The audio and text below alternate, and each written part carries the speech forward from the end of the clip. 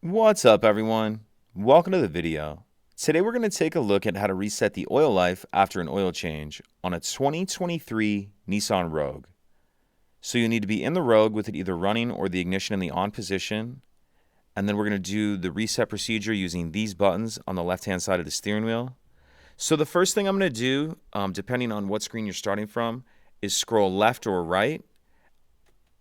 And keep scrolling left or right until we get to the settings menu. That's the one that looks like a little gear. Once we have that highlighted, I'm going to press the OK button. That's this kind of roller ball right here. I'm going to press that in. And that takes us to the settings menu. Once I'm on the settings menu, I'm going to use that roller ball to roll. And as I do that, it's scrolling down. So keep rolling that button down and scrolling down until we get to maintenance. Once maintenance is highlighted, I'm going to press OK. So again, that's pressing this button in. And that's going to take us to this screen. Once we have oil control system highlighted, I'm going to press OK again. So press this button in.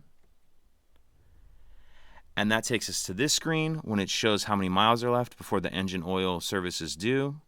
Once we have this screen up, we'll press OK again. And then it's asking confirm reset.